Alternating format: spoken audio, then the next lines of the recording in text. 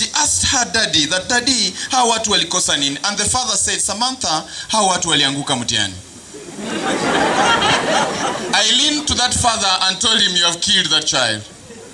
I told him that because one day when reality will dawn on that girl that she has failed exams, a picture of a frustrated lot, heavily laden with luggage, with policemen ahead and behind, is what will come to her mind. She will not be left with an option but to commit suicide. Then you realize that we live in a world that is harassing young people, harassing them in the sense that it does not provide responsible role models for them to follow. Because if you are following a man who uses language like that as your role model, then chances are that you will be rude. Chances are that you will not have respect for people. Chances are that you will be abusive in your language. Tunaelewana? One day I was on a Kisumu-bound matatu from Kakamega, and I sat next to a gentleman who I learned later was a parent. He sat with two little Kenyans who I learned were his children.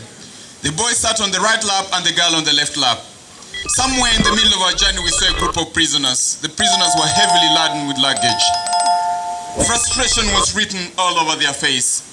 Ahead of them there walked a group of policemen armed to the tooth. Behind them another group of policemen with guns. And the little girl on the father's laps asked, Daddy, how watu walikosa nini? And because she saw misery, she saw frustration, she saw anguish with them. She asked her daddy, that daddy, how watu walikosa nini? And the father said, Samantha, how watu walianguka mtihani? I leaned to that father and told him, you have killed that child. I told him that because one day when reality will dawn on that girl that she has failed exams, a picture of a frustrated lot, heavily laden with luggage, with policemen ahead and behind, is what will come to her mind. She will not be left with an option but to commit suicide. You have heard of stories where children, when they release the results, they opt for committing suicide. As child handlers, these I address my colleagues.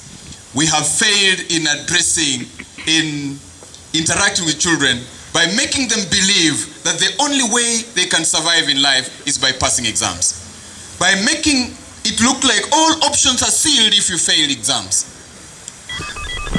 It is not that way. All options are not sealed. There are people who did not pass exams. Those people are up to and including Joseph Kubende. Today I teach African literature at the most expensive university in Kigali, in Rwanda, called the Kigali Institute of Education, that also creates the curriculum for the Republic of Rwanda. And they are using my book In Search of Gold to teach African literature at the same institution. So, it is not the end of the world.